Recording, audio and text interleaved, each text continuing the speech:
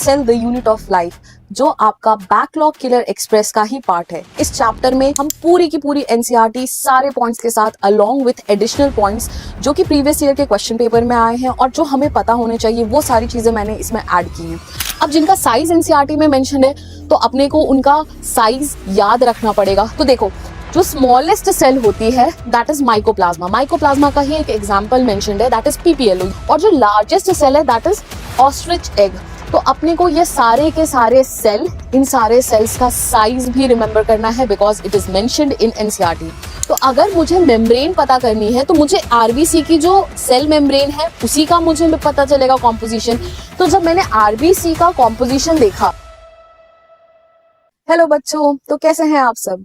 आज मैं आपकी शाम में मैम आ गई हूँ एक डिटेल्ड फुल लेक्चर लेके on the chapter cell the unit of life, जो आपका बैकलॉग किलर एक्सप्रेस का ही पार्ट है। इस चैप्टर में हम पूरी की पूरी एनसीईआरटी सारे पॉइंट्स के साथ अलोंग विथ एडिशनल पॉइंट्स जो कि प्रीवियस ईयर के क्वेश्चन पेपर में आए हैं और जो हमें पता होने चाहिए, वो सारी चीजें मैंने इसमें ऐड की हैं ताकि आपको रिवाइज करने में बहुत आसानी हो और आपका जो भी बैकलॉग कलेक्ट हो रखा है वो सारा का सारा एक बार में ही चला जाए। तो आ जाओ स्टार्ट करते हैं हमारा topic which is cell the unit of life. तुम देख सकते हो मैंने इस पूरे चैप्टर में हैंड रिटन नोट्स बनाए हैं। इन हैंड रिटन नोट्स में मैंने एक एक पॉइंट, जो जो चीजें पूछी गई हैं, जो जो चीजें एनसीईआरटी की है, मैंने सारी चीजें कवर कर रखी हैं, है ना। तो आओ इस चैप्टर को स्टार्ट करते हैं। हमारा चैप्टर है cell the unit of life. बच्चों, सेल को यूनिट ऑफ लाइफ क्यों बोलते हैं? बिकॉज सेल वो स्मॉलेस्ट यूनिट होती है जो इंडिपेंडेंटली एग्जिस्ट कर सकती है और सारे के सारे एसेंशियल फंक्शंस क्या कर सकती है, परफॉर्म कर सकती है। इसी वजह से हम सेल को फंडामेंटल यूनिट ऑफ लाइफ भी बोलते हैं। मतलब अगर किसी भी चीज को लिविंग होना है तो उसके पास क्या होना जरूरी है? सेल। सेल वो बेसिक यूनिट है जिसकी वजह से कोई भी चीज लिविंग बनती है, या हम सेल को ही लिविंग बोल सकते हैं। यही रीजन है कि cell is the defining feature of living, है ना। अब जब सेल के बारे में लोगों को पता चला तो बहुत सारे साइंटिस्ट की कलेक्टिव एफर्ट थी। उनमें से कुछ साइंटिस्ट के बारे में हमें जानना है, जैसे कि सबसे पहली सेल की डिस्कवरी किसने की? सबसे पहली सेल की डिस्कवरी की थी रॉबर्ट हुक ने। रॉबर्ट हुक ने जिस सेल की डिस्कवरी की थी वो डेड सेल थी, और जो सबसे पहली लिविंग सेल की डिस्कवरी की थी वो की थी एंटोन वॉन लीमन हुक ने। इसके बाद हमें एक और साइंटिस्ट का नाम जानना है जिसका नाम है रॉबर्ट ब्राउन। रॉबर्ट ब्राउन ने न्यूक्लियस 1831 में डिस्कवर किया था। ठीक है। अब जैसे जैसे साइंस प्रोसीड कर रही थी, जैसे जैसे एडवांसमेंट हो रही थी, वैसे वैसे लोगों की और क्यूरियोसिटी बढ़ रही थी सेल के बारे में। तो दो बहुत फेमस साइंटिस्ट थे, एक शिल्डन जो कि एक जर्मन बॉटनिस्ट थे। बॉटनिस्ट वो लोग होते हैं जो बेसिकली प्लांट्स या प्लांट लाइक ऑर्गेनिजम्स के ऊपर काम करते हैं। ठीक है। दूसरे हमारे साइंटिस्ट थे श्वान। श्वान एक ब्रिटिश जूलॉजिस्ट थे जो बेसिकली एनिमल या एनिमल लाइक ऑर्गेनिजम्स पे काम कर रहे थे। दोनों ने सेपरेटली बहुत सारे प्लांट और एनिमल सेल को ऑब्जर्व किया। उन लोगों की कुछ कॉमन की फाइंडिंग्स थी जिन्होंने जिन फाइंडिंग्स को इन्होंने समराइज किया, और उन फाइंडिंग्स को हम क्या बोलते हैं? सेल थ्योरी, है ना। तो आओ देखते हैं क्या थी सेल थ्योरी। सेल थ्योरी में दोनों को क्या देखने को मिला? सबसे पहला पॉइंट ये देखने के लिए मिला कि जितने भी ऑर्गेनिज्म है, चाहे वो फिर प्लांट है चाहे वो फिर एनिमल है, सारे के सारे ऑर्गेनिजम्स किससे बने हैं? सेल से, है ना। Cell is the fundamental unit of life. इसके अलावा अभी जैसा हमने बात किया 1831 में रॉबर्ट ब्राउन ने न्यूक्लियस की डिस्कवरी कर दी थी। तो इन्होंने एक और चीज पाई कि चाहे वो फिर प्लांट सेल हो या फिर एनिमल सेल हो, दोनों में ही न्यूक्लियस भी प्रेजेंट है। ठीक है। तो इन सारे कॉमन पॉइंट्स को क्या किया इन्होंने? कंबाइन करके एक थ्योरी क्रिएट की जिसको हम क्या बोलते हैं? Cell theory. अब देखो, इस सेल थ्योरी में ये नहीं पता चल पा रहा था कि ये जो सेल्स हैं वो आ कहां से रही हैं। सेल के ओरिजिन के ऊपर इन्होंने कुछ भी बात नहीं की थी।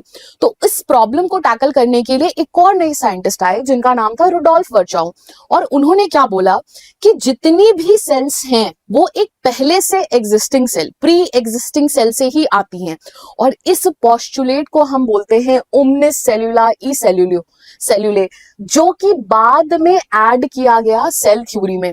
तो अपने को याद रखना है कि सेल थ्योरी में लेटर ऑन रुडोल्फ वर्चाउ वाला पॉइंट भी ऐड हो गया था। ठीक है। इनिशियली शिल्डन और एंड श्वान की ही थ्योरी थी, बट बाद में रुडोल्फ वर्चोव का भी पॉइंट उसमें ऐड कर दिया गया था। ठीक, अब देखो इस पे बहुत सवाल आ चुके हैं। अब इसके हमें कुछ कुछ सवाल जो कि थोड़े एडवांस लेवल के हैं वो हमें जानने होंगे, जैसे कि क्या इस सेल थ्योरी के भी एक्सेप्शंस हैं? हाँ है, बिल्कुल है। कौन कौन से सेल्स इसके एक्सेप्शन होंगे? पहला एक्सेप्शन होगा मैच्योर्ड आरबीसी। जैसा कि हमें पता है कि मैच्योर्ड आरबीसी के पास न्यूक्लियस नहीं होता है और सेल थ्योरी तो कहती है कि न्यूक्लियस होना चाहिए। दूसरा, सीव ट्यूब, हमें पता है कि इन दोनों के पास में न्यूक्लियस एब्सेंट है, तो ये दोनों क्या है? एक्सेप्शन। इसके बाद वायरस, वायरस लिविंग है कि नॉन लिविंग? दोनों के बीच का है, बाहर रहेगा तो नॉन लिविंग, सेल के अंदर घुस जाएगा तो वो लिविंग, तो virus is also not a part of cell theory, cell theory उसके ऊपर एप्लीकेबल नहीं है। अगला example, coenocytic cell. Coenocytic cell क्या होती है? मल्टी न्यूक्लिएट कंडीशन, है ना, जो हम आगे अभी सेल साइकिल में पढ़ेंगे। ये मल्टी न्यूक्लिएट में बहुत सारा न्यूक्लियस है और इन्होंने तो कहा कि हर सेल के पास एक न्यूक्लियस होना चाहिए, बहुत सारे न्यूक्लियस आ गए तो ये भी किसका पार्ट नहीं है? सेल थ्योरी इसके ऊपर क्या नहीं है? अप्लाइड। तो अपने को ये एक्सेप्शंस भी याद करने हैं। अब आप इसकी ना जैसे जैसे मैं पढ़ाते जा रही हूँ आप स्क्रीनशॉट लेते जाना और उसको अपने कॉपी में साथ के साथ लिखते जाना, ऐसे आपके नोट्स प्रिपेयर होते रहेंगे और आपको लोड भी नहीं आएगा। ठीक है, आओ आ जाओ आगे बढ़ते हैं। अगला, अब हम बात करेंगे एक टिपिकल सेल के बारे में कि एक टिपिकल सेल कैसी होती है। देखो, जो सेल होती है, इस सेल के पास क्या होता है? सबसे पहले एक मेम्ब्रेन होती है जिसको हम क्या बोलते हैं? आउटर मोस्ट लेयर को सेल वॉल। इस आउटर मोस्ट लेयर के बाद एक और लेयर होती है जिसको हम क्या बोलते हैं? Cell membrane. इस सेल के अंदर जो बेसिक स्ट्रक्चर है उसको हम क्या बोलते हैं? साइटोप्लाज्म, है ना। और इसके अंदर न्यूक्लियस प्रेजेंट होता है। अब ये जो न्यूक्लियस है, अगर ये प्रिमिटिव टाइप ऑफ न्यूक्लियस है, मतलब कि अगर ये वेल डिफाइंड न्यूक्लियस नहीं है, तो ऐसी सेल को हम क्या बोलते हैं? Prokaryotic cell. अगर very advance well defined nucleus है तो ऐसी सेल को हम क्या बोलेंगे? Eukaryotic cell. अब देखो, इस सेल के पास चाहे वो कोई भी सेल हो, चाहे वो प्रोकैरियोटिक सेल हो चाहे वो यूकैरियोटिक सेल हो, उनके पास एक सेल ऑर्गेनेल है जो होगा ही होगा। ठीक है, वो सेल ऑर्गेनेल कौन है? राइबोसोम। राइबोसोम हर टाइप की सेल में मिलेगा, चाहे वो मेरी प्रोकैरियोटिक सेल हो चाहे वो मेरी यूकैरियोटिक सेल हो। अब अगर मैं एडवांस सेल की बात करूं जो कि यूकैरियोटिक सेल है, तो उसमें हमें इसके साइटोप्लाज्म में बहुत सारे सेल ऑर्गेनेल देखने को मिलेंगे। तो इस चैप्टर में अपने को प्रोकैरियोटिक सेल पढ़नी है डिटेल में, यूकैरियोटिक सेल पढ़नी है डिटेल में। तो जब हम यूकैरियोटिक सेल के बारे में पढ़ेंगे तो हम सारे के सारे सेल ऑर्गेनेल के बारे में पढ़ेंगे, प्रोकैरियोटिक सेल के बारे में पढ़ेंगे, तो हम सेल वॉल, सेल मेम्ब्रेन, सब कुछ के बारे में पढ़ेंगे, है ना। तो आओ आगे बढ़ते हैं। अगला, एक ओवरव्यू ऑफ सेल। मान लो कि अगर मुझे जानना है, हमने डिसाइड किया कि हमें सेल्स के बारे में पढ़ना है, हमें जानना है कि प्लांट सेल कैसे दिखती है, एनिमल सेल कैसे दिखती है, दोनों टाइप के सेल को देखना है, कैसे पता चलेगा? तो देखो बच्चों, इतने सारे एनिमल्स या प्लांट्स को एनालाइज करना तो पॉसिबल है नहीं, तो हम क्या करते हैं? हम एक स्टैंडर्ड सेल उठाते हैं कि फॉर एग्जाम्पल अगर मैंने डिसाइड किया कि मुझे प्लांट सेल के बारे में पढ़ना है, तो मैं अनियन पील को उठा लूंगी, मैं अनियन पील की सेल्स को देख लूंगी और मैं मान लूंगी कि मोटा मोटी overall majority of the plant cell ऐसी हैं, अनियन की सेल की जैसी ही हैं, और उसको हम क्या बोलते हैं? Type cell. वो स्टैंडर्ड सेल्स जिसको हम लेके एक्सपेरिमेंट में या आगे फर्दर स्टडीज करते हैं उनको क्या बोलते हैं अपन? Type cell.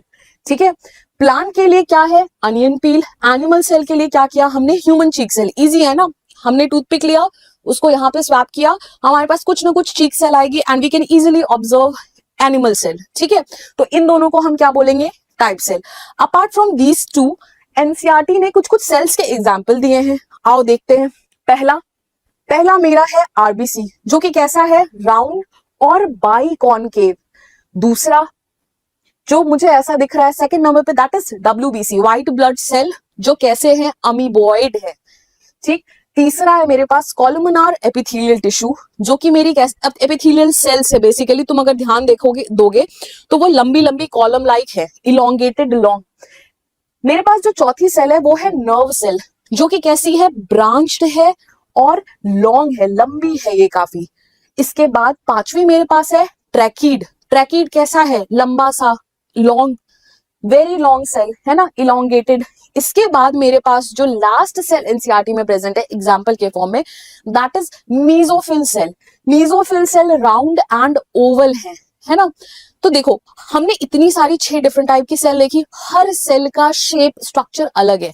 क्यों अलग है? बिकॉज किसी भी सेल का शेप या उसका स्ट्रक्चर डिपेंड करता है उसके फंक्शन के ऊपर। सेल क्या फंक्शन परफॉर्म कर रहा है वो डिसाइड करेगा कि सेल कैसा दिखेगा। फॉर एग्जाम्पल हमने एग्जाम्पल ले लिया नर्व सेल का, है ना। नर्व सेल का काम क्या है? Impulse conduction. अगर मुझे कोई भी इंपल्स कंडक्ट करना है तो मुझे कैसी सेल चाहिए होगी? लंबी, जिसकी बहुत सारी ब्रांचिंग होगी ताकि मेरे नर्व इंपल्सेस बहुत जल्दी जल्दी फास्ट रैपिडली क्या हो सके? ट्रांसफर हो सके, है ना। इसके लिए इसका डिजाइन इस तरीके का है। ट्रेकीड का मैं एग्जांपल ले लेती हूँ। ट्रेकीड क्यों लंबी है? बिकॉज ये पार्ट है जाइलम टिश्यू का, और जाइलम का काम क्या होता है बच्चों? जाइलम का काम होता है वाटर कंडक्शन का। तो अगर मेरी सेल लंबी रहेगी तो वाटर को मूव कराने में ज्यादा हेल्प होगी, है ना। इसीलिए उसका शेप कैसा है? ऐसा इलोंगेटेड। अब देखो जो सेल्स है ना, इन सेल्स का साइज भी वेरी करता है। कुछ का साइज एनसीईआरटी में मेंशन्ड है। अब जिनका साइज एनसीईआरटी में मेंशन्ड है तो अपने को उनका साइज याद रखना पड़ेगा, बिकॉज एग्जाम में आ सकता है ना। तो देखो जो स्मॉलेस्ट सेल होती है दैट इज माइकोप्लाज्मा। माइकोप्लाज्मा का ही एक एग्जांपल मेंशन्ड है, दैट इज पीपीएलओ। ये जो पीपीएलओ होता है इसका साइज सबसे कम है 0.1 micrometer, which is the type of mycoplasma. Mycoplasma smallest cell होती है, इसके साइज कितना है? 0.3 माइक्रोमीटर। और जो लार्जेस्ट सेल है दैट इज ऑस्ट्रिच एग। तो अपने को ये सारे के सारे सेल, इन सारे सेल्स का साइज भी रिमेंबर करना है because it is mentioned in NCERT. ठीक है, आओ आगे बढ़ते हैं। अब हम बात करेंगे प्रोकैरियोटिक सेल की, जो कि हमारी प्रिमिटिव टाइप ऑफ सेल थी। आओ देखते हैं। प्रो का मतलब होता है प्रिमिटिव, कैरी ऑन का मतलब होता है न्यूक्लियस या न्यूक्लियर मेम्ब्रेन की बात करें तो इस पर्टिकुलर सेल के न्यूक्लियस में कोई भी न्यूक्लियर मेम्ब्रेन नहीं प्रेजेंट होती है, ना कोई हिस्टोन प्रोटीन प्रेजेंट होता है। कैसा इनका न्यूक्लियस होता है? वेरी प्रिमिटिव टाइप, है ना। इनका जो जेनेटिक मटेरियल होता है दैट इज नेकेड। और ऐसी सेल्स के एग्जाम्पल क्या है? Bacteria, blue green alga, mycoplasma, PPLO, जितने भी स्मॉलर ऑर्गेनिजम्स आप सोच सकते हो, मेजॉरिटी किसकी बने हुए हैं? प्रोकैरियोटिक सेल के, है ना। अब देखना मोर और लेस जितने भी प्रोकैरियोटिक सेल होते हैं ना, उनका एक ओवरऑल डिजाइन स्ट्रक्चर सब कुछ सेम होता है। जैसे अगर मैं बात करूं एक टिपिकल प्रोकैरियोटिक सेल की, तो अगर मैं टिपिकल प्रोकैरियोटिक सेल की बात करूं तो उसके पास क्या प्रेजेंट होगा? हमने अभी देखा कि एक सेल के पास आउटर मेम्ब्रेन होना चाहिए, सेल वॉल या फिर सेल मेम्ब्रेन के फॉर्म में। इनका जो आउटर मेम्ब्रेन होता है दैट इज वेरी कॉम्प्लेक्स। उसमें क्या होती है? 3 लेयर। जो सबसे आउटर मोस्ट लेयर होती है उसको हम क्या बोलते हैं? ग्लाइकोकैलिक्स। क्या बोलते हैं उसको? ग्लाइकोकैलिक्स। अगर ये लेयर लूजली प्रेजेंट है, शीथ लाइक है, शीथ बोले तो ऐसा लाइन पतला सा है, तो उसको हम क्या बोलते हैं? Slime layer. बट अगर यही लेयर थिक है, टफ है, मोटी है, तो इसको हम क्या बोलते हैं? कैप्सूल। क्या बोलते हैं इसको हम? कैप्सूल। तो ये जो ग्लाइकोकैलिक्स है ये 2 टाइप का हो सकता है, या तो ये पतला होगा, लूजली अटैच होगा, जिसको हम क्या बोलेंगे? Slime layer. अगर ये थिक है, क्लोजली अटैच है, तो इसको टफ है, तो इसको क्या बोलेंगे अपन? कैप्सूल। इसके बाद जो सेकेंड लेयर आती है that is cell wall. Cell wall के अंदर आएगी सेल मेम्ब्रेन। सेल वॉल के अंदर क्या आएगी? सेल मेम्ब्रेन, जो कि इनकी क्या होती है? Inner most layer. अब जो मैंने तुम्हें बताया कि इनके पास न्यूक्लियस तो होता नहीं है, इनका जेनेटिक मटेरियल क्या है? नेकेड है। इनके पास ना मेम्ब्रेन है ना हिस्टोन प्रोटीन है। तो ऐसे न्यूक्लियस को, ऐसे को हम क्या बोलते हैं? न्यूक्लियोइड। जो मेरा कैसा देखने में है, यहाँ पे देखेंगे हम, नेकेड सर्कुलर सिंगल क्रोमोसोम का बना हुआ, है ना। इनके पास इनकी जो प्लाज्मा मेम्ब्रेन है वो 2 टाइप का इन्वेजिनेशन शो करती है। अंदर की तरफ एक्सटेंशन शो करती है, कुछ से मीजोजोम बनेगा। इसके ऊपर अभी हम और डिटेल में बात करेंगे। इनके अंदर जैसा कि मैंने बताया कि एक सेल ऑर्गेनेल जो सबके पास है, जो बिल्कुल डिस्क्रिमिनेट नहीं करता है, वो चाहे प्रोकैरियोटिक सेल हो चाहे यूकैरियोटिक सेल हो, हर सेल में हमें मिलेगा, विच इज राइबोसोम। अपने को ये याद रखना है कि जो प्रोकैरियोटिक सेल का राइबोसोम है that is of 70s type. इसके बारे में भी हम बात करेंगे, कैसा राइबोसोम मिलता है मुझे प्रोकैरियोटिक सेल में? 70s वाला, ठीक है। इस न्यूक्लियोइड के अलावा इन प्रोकैरियोटिक सेल में एक सर्कुलर कॉइल्ड डीएनए मिलेगा, ठीक है, जो कैसा होता है? इससे अलग, ठीक। कहां मिलेगा मुझे? साइटोप्लाज्म में एक्स्ट्रा क्रोमोसोमल गोल सर्कुलर स्मॉल डीएनए मिलेगा जिसको हम क्या बोलते हैं, प्लाज्मिड। इस प्लाज्मिड का क्या रोल है, ये plasmid is responsible for giving antibiotic resistance. अच्छा, तुम लोगों ने सुना होगा जब तुम बीमार होते हो तुम्हें डॉक्टर देता है एंटीबायोटिक्स, उनका बोलता है इनका डोज पूरा करना, 3 दिन का है तो 3 दिन तुम्हें पूरा पूरा लेना है, बीच में स्किप मत करना। ऐसा क्यों बोलता है, बिकॉज अगर तुमने स्किप किया तो ये जो प्लाज्मिड है ये कुछ ना कुछ उसके अगेंस्ट रेजिस्टेंस डेवलप कर लेगा और फिर वो बैक्टीरिया नहीं मरेगा। अब जब बैक्टीरिया नहीं मरेगा तो आप ठीक नहीं हो पाएंगे, है ना। इसके लिए कौन रिस्पॉन्सिबल है, ये प्लाज्मिड डीएनए, ठीक। इसके अलावा इनके पास ऐसा अपेंडेजेस होते हैं जो मूवमेंट में, मोशन में हेल्प कराते हैं, मोटिलिटी के लिए रिस्पॉन्सिबल होते हैं, जैसे कि फ्लैजिला। ये किसका बना हुआ है, फ्लैजिलिन प्रोटीन का। तो ये एक ओवरऑल हमने डिस्कस किया कि एक प्रोकैरियोटिक सेल कैसी दिखती है, ठीक है। आओ अपन आगे बढ़ते हैं।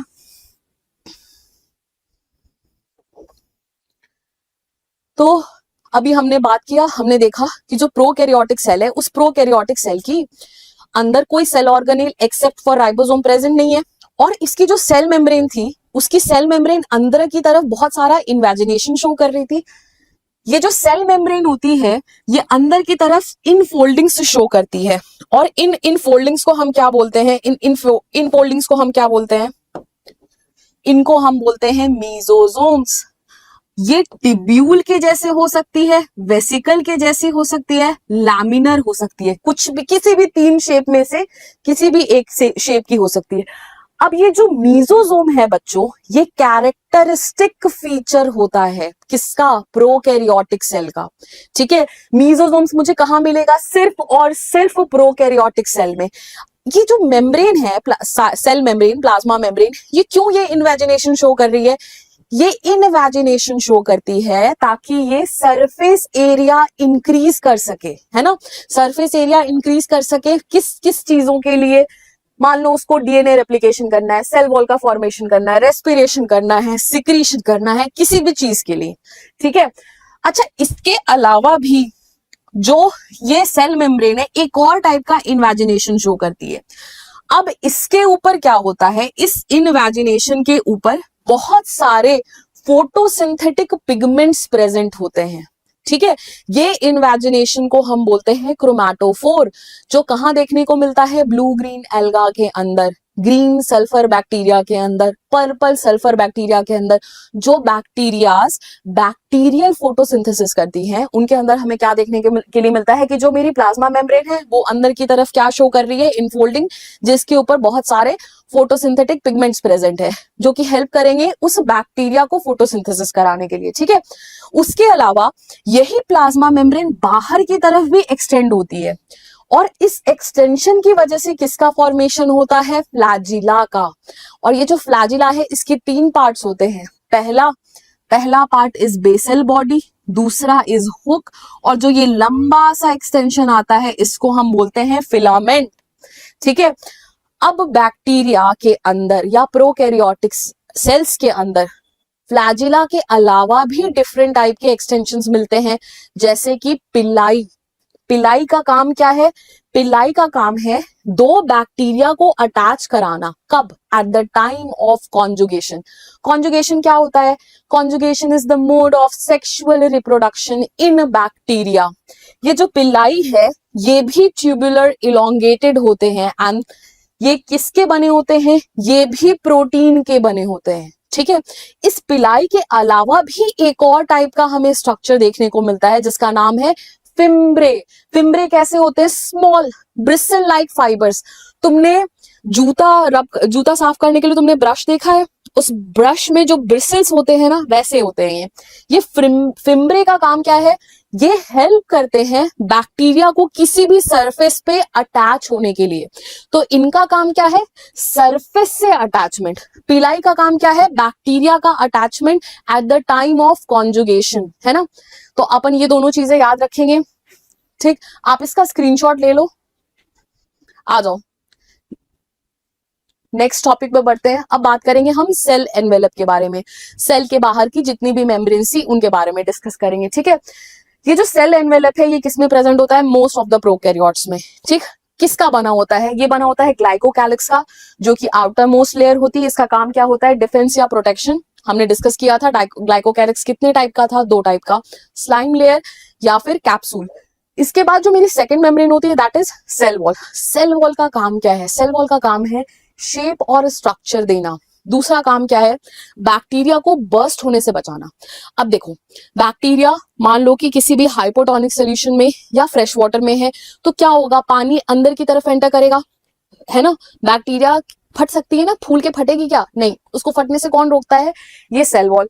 उसको कोलैप्स होने से भी कौन बचाता है? Cell wall. सेल वॉल उसको क्या देता है? शेप देता है।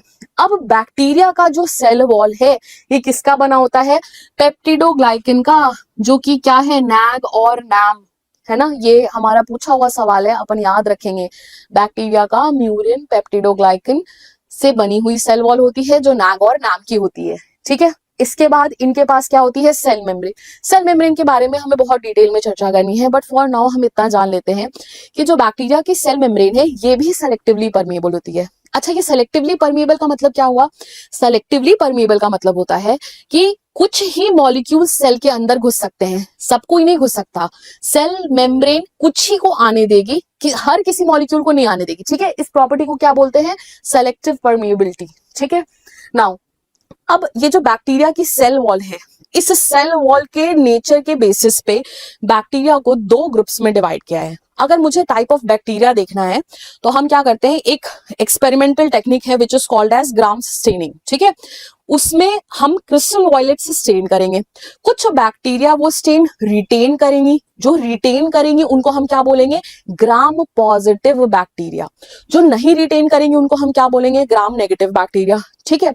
अब देखना इसमें क्या हुआ कि ये वाली जो बैक्टीरिया होते हैं ग्राम पॉजिटिव बैक्टीरिया, इनके पास जो पेप्टिडोग्लाइकिन होता है वो पेप्टिडोग्लाइकिन काफी थिक होता है, और जो लाइपोपॉलीसेकेराइड की लेयर होती है वो थिन होती है, और इनके पास एक स्पेशल चीज प्रेजेंट होती है जिसका नाम क्या होता है? थिकोइक एसिड। इसी थिकोइक एसिड की वजह से वो स्टेन रिटेन करती है। इनके पास पोरिन, स्पिला, ये सारी चीजें क्या होती हैं? Absent. On the other hand जो बैक्टीरिया स्टेन नहीं रखती है उसको हम क्या बोलते हैं? Gram negative bacteria. And this bacteria has thin peptidoglycan का layer but thick LPS layer. LPS कैसा होता है इसका? थिक। थिकोइक एसिड क्या होता है? एब्सेंट। इसके पास थिकोइक एसिड क्या होगा? एब्सेंट। पोरिन, पिलाई दोनों प्रेजेंट होंगे, ठीक है। आप जब कॉलेज में जाओगे तो आप बैक्टीरियल स्टेनिंग करोगे, है ना। आगे देखते हैं अगला। अब बात करेंगे हम यूकैरियोटिक सेल के बारे में। यू का मतलब क्या होता है? न्यू। कैरियन का मतलब क्या होता है? न्यूक्लियस, है ना। यूकैरियोटिक सेल के पास क्या होगा? एडवांस टाइप का न्यूक्लियस। इसके अंदर एक्सटेंसिव कंपार्टमेंटलाइजेशन होता है। क्यों? Because of presence of lots of cell organelle. Cell organelle आए, उन्होंने एक हिस्सा साइटोप्लाज्म का ले लिया, किसी दूसरे सेल ऑर्गेनेल ने, जिसकी वजह से क्या हुआ? बहुत सारे कंपार्टमेंट बन जाते, जैसे तुम देख सकते हो यहाँ पे, है ना। तो इसकी वजह से इनको हमको ये याद रखना है, ये बहुत एडवांस टाइप है, इनके पास बहुत सारे सेल ऑर्गेनेल है। कैसे कैसे सेल ऑर्गेनेल है? कुछ सेल ऑर्गेनेल ऐसे होंगे जिनके पास बिल्कुल भी मेम्ब्रेन नहीं है, वो मेम्ब्रेन लेस है, जैसे फॉर एग्जांपल राइबोसोम, सेंट्रोसोम। कुछ मेजॉरिटी में है जो सिंगल मेम्ब्रेन बाउंड है। कौन कौन से single membrane bound cell organelle होते हैं? हमारा एंडोप्लाज्मिक रेटिकुलम हो गया, गोल्जी, लाइसोसोम, वैक्यूल, पेरोक्सीसोम, ये सारे क्या हैं? Single membrane bound cell organelle. अब देखो बच्चों, कुछ ऐसे भी सेल ऑर्गेनेल है जिनके पास 2-2 मेम्ब्रेन है, वो double membrane bound cell organelles है। कौन कौन से हैं? पहला है माइटोकॉन्ड्रिया, प्लास्टिड और न्यूक्लियस। ये तीनों कैसे हैं? Double membrane bound. अब एक बात याद रखना मेरी हमेशा, अगर सेल के लिए कोई भी सेल ऑर्गेनेल इंपॉर्टेंट है, बहुत ज्यादा इंपॉर्टेंट है, तो सेल उसको क्या देगी? Double membrane. उसको क्या देगी? डीएनए स्पेशल ट्रीटमेंट देती है, ठीक है। हम इसके बारे में आगे बात करेंगे और डिटेल में, ठीक है। आ जाओ, इसके अलावा जो यूकैरियोटिक सेल है, इस यूकैरियोटिक सेल का एक और कैरेक्टरिस्टिक फीचर है, इनके साइटोप्लाज्म में ना टाइनी टाइनी प्रोटीन के थ्रेड लाइक स्ट्रक्चर्स होते हैं, जिसको हम क्या बोलते हैं? साइटोस्केलेटन, ठीक है। तो यूकैरियोटिक सेल में साइटोस्केलेटन भी मिलेगा अपने को। आओ नेक्स्ट स्लाइड पे मूव करते हैं। अब जो यूकैरियोटिक सेल है, इसकी आउटर लेयर जो है उसमें सेल वॉल प्रेजेंट हो भी सकता है, नहीं भी हो सकता है। अगर प्लांट या प्लांट लाइक ऑर्गेनिजम्स हैं तो उनके पास सेल वॉल मिलेगी। एनिमल्स में, ज्यादातर एनिमल्स में सेल वॉल क्या होती है? एब्सेंट।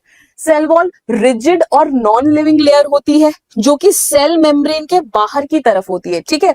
अलग अलग ऑर्गेनिज्म में इसका कॉम्पोजिशन क्या हो जाता है? अलग। जैसे फॉर एग्जांपल अगर मैं बात करूं एल्गी की, तो एल्गी में ये सेल्यूलोज, गैलेक्टिन्स, मैनन्स, कैल्शियम कार्बोनेट इनकी बनी होती है। अगर मैं फंगस की बात करूं तो फंजाई में यही काइटिन की बनी होती है सेल वॉल, जो नैक का पॉलीमर होता है। अगर मैं प्लांट में बात करूं तो सेल्यूलोज, हेमीसेल्यूलोज, पेक्टिन इनकी बनी होती है।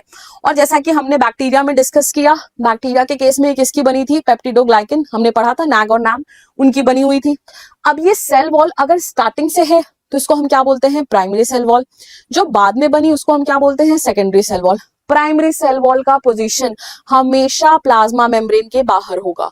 Secondary cell wall primary cell wall और सेल मेम्ब्रेन के बीच में मिलेगी अपने को, ठीक है। सेल वॉल का फंक्शन क्या है? प्रोटेक्शन, शेप देना, रिजिडिटी प्रोवाइड करना, सेल को फटने से रोकना, टर्गर प्रेशर अप्लाई करेगी, है ना, हाइपोटोनिक सॉल्यूशन के अंदर। अब बात करेंगे हम मिडिल लैमेला के बारे में। देखो, जो सेल्स है ना, उन सेल्स को जोड़ने के लिए ऐसा मान के चलो कि एक सीमेंट की लेयर लगा रखी है, ठीक है। वो सीमेंट की लेयर किसकी बनी होती है?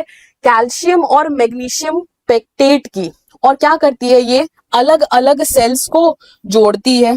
जैसे तुम यहाँ पे देख पा रहे हो, इसने इससे इससे इससे सेल को क्या कर रखा है? जोड़ रखा है। इसको हम क्या बोलते हैं? मिडिल लैमेला, ठीक। अब मिडिल लैमेला के बाद जो सेल्स हैं वो आपस में एक ब्रिज से कनेक्टेड होती हैं और इस ब्रिज को हम क्या बोलते हैं? प्लाज्मोडेस्मेटा। अब मान लो मेरी सेल नंबर ये 1 है, ये 2 है ना। अगर सेल 1 को सेल 2 को कोई सामान भेजना है, कुछ भी इंटरैक्शन करना है, तो वो किसके थ्रू करेगी? इन प्लाज्मोडेस्मेटल कनेक्शंस के थ्रू, ठीक है। ये है मेरी प्राइमरी वॉल। तुम देख सकते हो सेकेंडरी वॉल जो है ये plasma membrane primary cell wall के बीच में है, ठीक है। अब ये मिडिल लैमेला का रोल क्या है? तुमने फल देखा है? जब आम, फॉर एग्जाम्पल हम आम का एग्जाम्पल लेते हैं, ग्रीन मैंगो बहुत ही हार्ड होता है, स्टिफ होता है। But on the other hand अगर मैं बात करूं पके हुए आम की, तो वो कैसा होता है? सॉफ्ट, है ना, हल्का गुई होता है, ऐसा दबा सकते हैं उसको। वाई? बिकॉज जब भी फ्रूट्स की राइपनिंग होती है तो जो मिडिल लैमेला है उसका क्या होने लगता है? Dissolution. Dissolution of middle lamella results in ripening of fruit. ये पूछा हुआ सवाल है, ठीक है। अगला आगे बढ़ते हैं।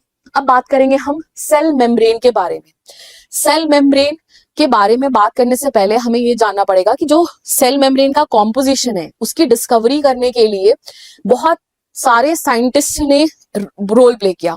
बट जो सबसे ज्यादा मोस्टली एक्सेप्टेड जो मॉडल है that was given by Singer and Nicolson, जिसको हम क्या बोलते हैं? Fluid mosaic model. अगर हमें प्लाज्मा मेम्ब्रेन का कॉम्पोजिशन जानना है तो उसके लिए हमारी टाइप सेल कौन सी होगी? स्टैंडर्ड सेल कौन सी होगी? Matured RBC. क्यों होगी मैच्योर्ड आरबीसी? बिकॉज आरबीसी के पास कोई भी सेल ऑर्गेनेल नहीं है, उसके पास न्यूक्लियस ही नहीं है। तो अगर मुझे मेम्ब्रेन पता करनी है तो मुझे आरबीसी की जो सेल मेम्ब्रेन है उसी का मुझे पता चलेगा कॉम्पोजिशन। तो जब मैंने आरबीसी का कॉम्पोजिशन देखा तो मुझे देखने को मिला कि ये जो आरबीसी है इसकी सेल मेम्ब्रेन में 52% प्रोटीन है, 40% लिपिड है और 8% दूसरी चीजें हैं, ठीक है। अब ये जो सेल मेम्ब्रेन है ये किसकी बनी होती है? जो इसके लिपिड्स होते हैं ना वो फॉस्फोलिपिड होते हैं। मतलब इन लिपिड्स के ऊपर एक फॉस्फेट ग्रुप अटैच्ड होता है। फॉस्फेट ग्रुप कैसा होता है? चार्ज्ड पोलर मॉलिक्यूल है ना। पोलर मॉलिक्यूल है तो पानी को क्या करेगा? प्यार करेगा, है ना, पानी में घुल जाएगा। तो कैसा होगा पोलर हेड? हाइड्रोफिलिक। और जो मेरी टेल है वो कैसी होगी? मेरी नॉन पोलर या हाइड्रोफोबिक टेल, ठीक है। ये 2 लेयर के फॉर्म में, लिपिड बाई लेयर के फॉर्म में प्रेजेंट होते हैं, किसमें? प्लाज्मा मेम्ब्रेन में। और इनके बीच बहुत सारे प्रोटीन के मॉलिक्यूल्स प्रेजेंट होते हैं। कुछ प्रोटीन मॉलिक्यूल्स तुम देख सकते हो ऐसे हैं, कुछ अक्रॉस बोथ मेम्ब्रेन्स आ रहे हैं, कुछ सरफेस पे हैं, है ना। तो जो प्रोटीन मॉलिक्यूल दोनों मेम्ब्रेन के अंदर घुसे होते हैं उनको हम क्या बोलते हैं, इंट्रिंसिक या इंटीग्रल प्रोटीन। जो बाहर बाहर की तरफ है, जस्ट बाहर बाहर की तरफ है, इनको क्या बोलते हैं अपन, एक्सट्रिंसिक प्रोटीन। ठीक है।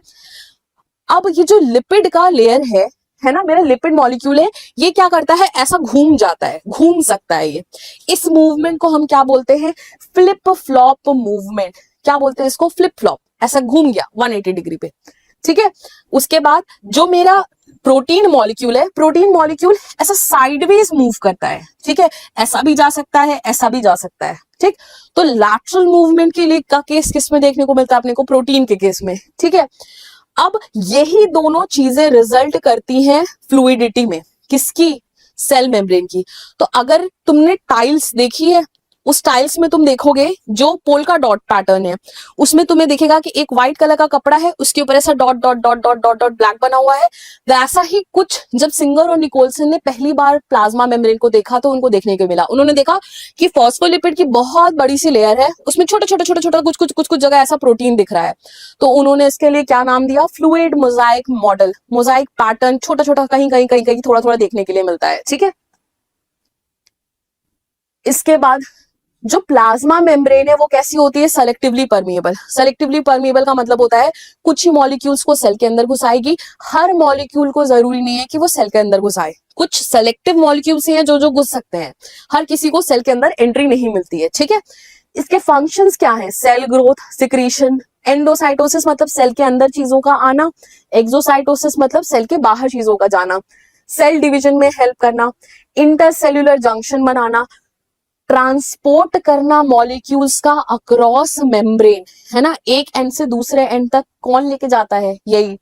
अब देखो ये जो ट्रांसपोर्ट है, ट्रांसपोर्ट का मतलब क्या होता है, मूवमेंट ऑफ मॉलिक्यूल या किसी भी सब्सटेंस का from one place to another place. अब देखो अगर ये मूवमेंट मेरा अगेंस्ट द कंसंट्रेशन ग्रेडियंट है, मतलब क्या हुआ, अगेंस्ट द कंसंट्रेशन ग्रेडियंट का, कंसंट्रेशन ग्रेडियंट का मतलब क्या हुआ, अगर एक जगह पे कोई चीज ज्यादा अमाउंट में है और एक जगह पे कोई चीज कम अमाउंट में है, तो ये जो डिफरेंस आता है इसको हम क्या बोलते हैं, कंसंट्रेशन ग्रेडियंट। ठीक है। तो नॉर्मली कोई भी चीज कैसे मूव करती है, ज्यादा से कम की तरफ, है ना।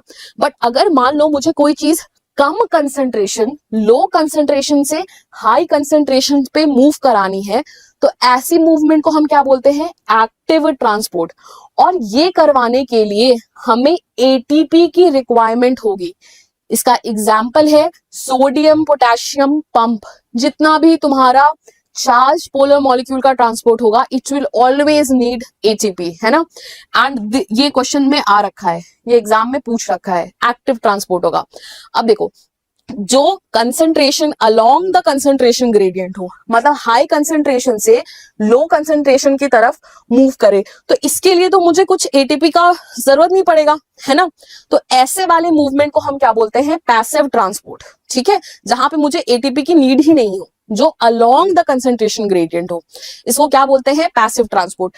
ये कैसा होता है मेरा, तीन टाइप का। एक होता है सिंपल डिफ्यूजन, जिसमें जस्ट मॉलिक्यूल स्पॉन्टेनियसली एक जहां पे कंसंट्रेशन ज्यादा है वहां से कम कंसंट्रेशन की तरफ मूव करेंगे। जैसे मैंने घर में अगरबत्ती जला ली, जहां अगरबत्ती जल रही होगी वहां पे मॉलिक्यूल का क्या होगा, कंसंट्रेशन ज्यादा, रूम के कोने में कंसंट्रेशन क्या होगा, कम। तो मेरा मॉलिक्यूल कहां से मूव करेगा, जहां अगरबत्ती है उससे घर के कोने में। तो ये क्या है, सिंपल डिफ्यूजन। ठीक। दूसरा एक आता है फैसिलिटेटेड डिफ्यूजन।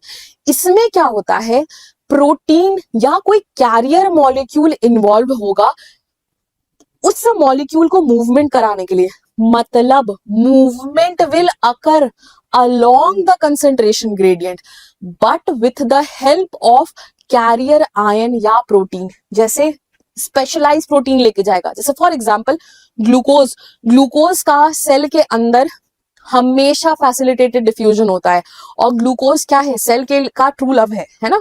सेल को एनर्जी के लिए हमेशा क्या चाहिए, फेवर्ड, उसको हमेशा ग्लूकोज चाहिए। ठीक है। अपन रेस्पिरेशन में इस चीज को आगे पढ़ेंगे।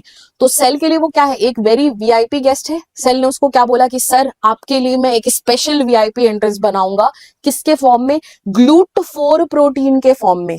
किसके फॉर्म में, GLUT4। तो ये GLUT4 प्रोटीन के थ्रू क्या करता है, ग्लूकोज अंदर आना जाना करता है बिना एटीपी खर्च के। अब जो तीसरा टाइप का पैसिव ट्रांसपोर्ट होता है, दैट इज ऑस्मोसिस। ऑस्मोसिस में क्या होगा, उसमें भी along the concentration gradient movement होगा। किसका मूवमेंट होगा, सॉल्वेंट का across a selectively permeable membrane. उसमें एक सेमी परमिएबल या सेलेक्टिवली परमिएबल मेम्ब्रेन का होना कंपलसरी है, तभी उस प्रोसेस को हम क्या बोलेंगे, ऑस्मोसिस। इसकी बेटा पिक्चर ले लेना, आ जाओ, ले ली पिक्चर, आगे बढ़ते हैं। अब बात करेंगे हम सेल ऑर्गेनेल्स के बारे में। उसमें सबसे पहले हम बात करेंगे एंडो मेम्ब्रेन सिस्टम के बारे में। एंडो का मतलब क्या होता है, अंदर की तरफ। मेम्ब्रेन का मतलब क्या होता है, कोई भी कवरिंग प्रेजेंट हो। सिस्टम का मतलब क्या होता है, वो स्ट्रक्चरली या फंक्शनली कोऑर्डिनेटेड हो आपस में, ठीक है।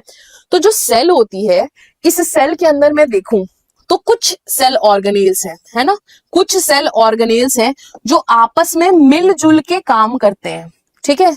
कौन से सेल ऑर्गेनेल है मेरे, 4। एंडोप्लाज्मिक रेटिकुलम, पहला मेरे साथ हम ये चीज रिपीट करेंगे। पहला कौन सा है, endoplasmic reticulum, Golgi body, lysosome and vacuole. ये चारों के चारों आपस में मिलजुल के काम करते हैं और चारों को कोऑर्डिनेटेड वर्क है और एक साथ मिलेंगे, जो मिलके क्या बनाते हैं, एंडो मेम्ब्रेन सिस्टम, ठीक है। कौन कौन से सेल ऑर्गेनेल्स हैं जो एंडो मेम्ब्रेन सिस्टम का पार्ट नहीं है, CPM. C stands for chloroplast, P stands for peroxisome, M stands for mitochondria. ये तीनों किसका पार्ट नहीं है, एंडो मेम्ब्रेन सिस्टम का। एंडो मेम्ब्रेन सिस्टम 4 ही सेल ऑर्गेनेल का कोऑर्डिनेटेड फंक्शन है। कौन कौन से, ER, Golgi, lysosome and vacuole. आ जाओ अपन चालू करते हैं। पहला सेल ऑर्गेनेल अपन देखेंगे, एंडोप्लाज्मिक रेटिकुलम। एंडोप्लाज्मिक रेटिकुलम के 3 शेप होते हैं। कौन कौन सा, पहला ऐसा सिस्टर्ने, दूसरा ऐसा ट्यूब्यूल लाइक, तीसरा ऐसा वेसिकल, गोल गोल वेसिकल के जैसा, ठीक है। ये न्यूक्लियर मेम्ब्रेन के कंटिन्यूएशन में प्रेजेंट होता है। अब जब ये न्यूक्लियर मेम्ब्रेन से कंटिन्यूएशन में प्रेजेंट है और इसके ऊपर ऐसे डॉट डॉट राइबोसोम जो बने हुए हैं ना, वो डॉट डॉट क्या है, वो राइबोसोम है। राइबोसोम प्रेजेंट होते हैं, तो ये बाहर से अगर मैं इसको ऊपर से देखूं तो इसकी एक रफ अपीयरेंस आती है, that is why it is called as rough endoplasmic reticulum. और दूसरा, जो कुछ मेरे पास ऐसा सिस्टर्ने, ट्यूब्यूल और वेसिकल्स है ना, इनके ऊपर राइबोसोम्स एब्सेंट होते, तो इनको हम क्या बोलते हैं, smooth endoplasmic reticulum. Endoplasmic reticulum के 2 टाइप हैं, किसके बेसिस पे, on the presence and absence of ribosome. अगर राइबोसोम प्रेजेंट है तो उसको हम आरईआर, रफ एंडोप्लाज्मिक रेटिकुलम बोलेंगे, एब्सेंट है तो उसको स्मूथ एंडोप्लाज्मिक रेटिकुलम या एसईआर बोलेंगे। अब देखो, जो राइबोसोम है ना, राइबोसोम का मेन फंक्शन है प्रोटीन का सिंथेसिस करना। राइबोसोम कहीं पे भी प्रेजेंट है, मतलब वो सेल को बहुत सारे प्रोटीन की जरूरत है, ठीक है, या उस सेल ऑर्गेनेल को प्रोटीन बनाने की जरूरत है, तो ये क्या करता है, राइबोसोम की वजह से प्रोटीन सिंथेसिस में हेल्प करेगा।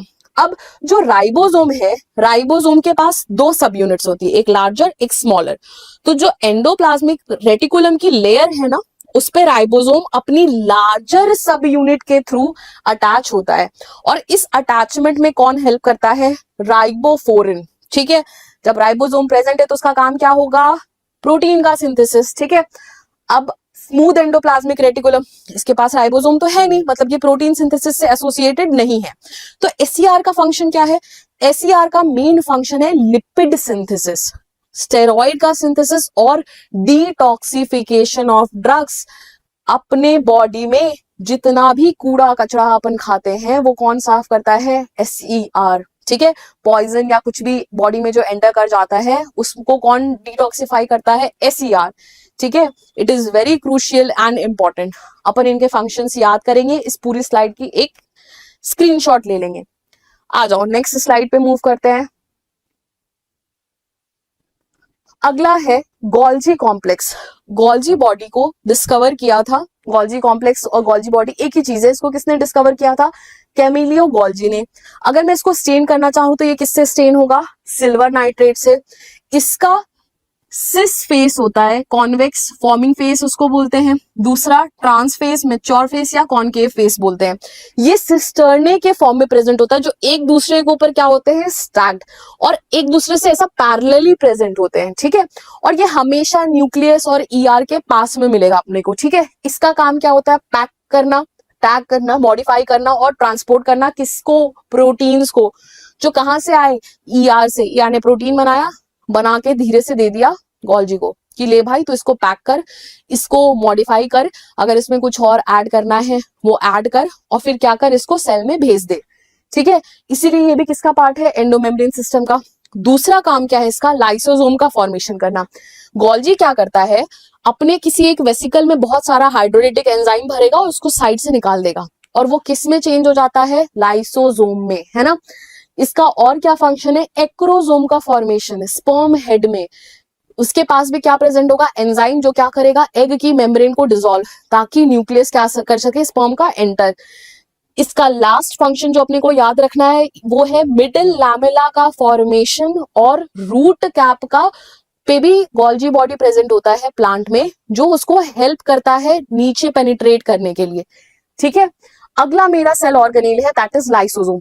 लाइसोसोम भी सिंगल मेम्ब्रेन बाउंड होता है और ये पॉलीमॉर्फिज्म शो करता है। पॉलीमॉर्फिज्म का मतलब क्या होता है, poly means many, morphism means different type of morphology या स्ट्रक्चर। तो मेरा डिफरेंट मेनी फॉर्म्स शो करता है लाइसोसोम, प्राइमरी, सेकेंडरी, टर्शरी, बहुत सारे, क्वाटरनरी, 4 टाइप के हमको लाइसोसोम मिलते हैं, इसीलिए इसको बोलते हैं कि ये क्या शो करता है, पॉलीमॉर्फिज्म।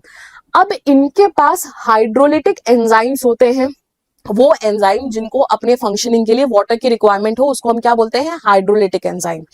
जो एंजाइम पानी ले उनको क्या बोलेंगे अपन, हाइड्रोलिटिक एंजाइम। ये एंजाइम फंक्शनल होते हैं एसिडिक पीएच पे, जिसकी रेंज क्या है, 4.5, 4.5।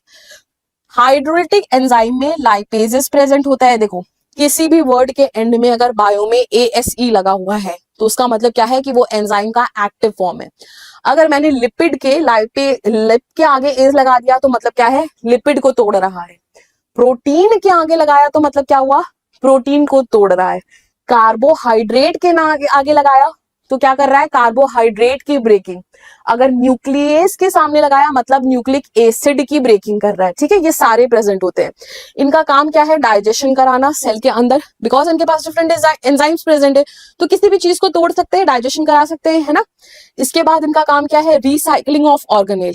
सुनना, मान लो सेल के अंदर माइटोकॉन्ड्रिया है, वो माइटोकॉन्ड्रिया बहुत दिन से काम कर रही है, माइटोकॉन्ड्रिया खराब होगी।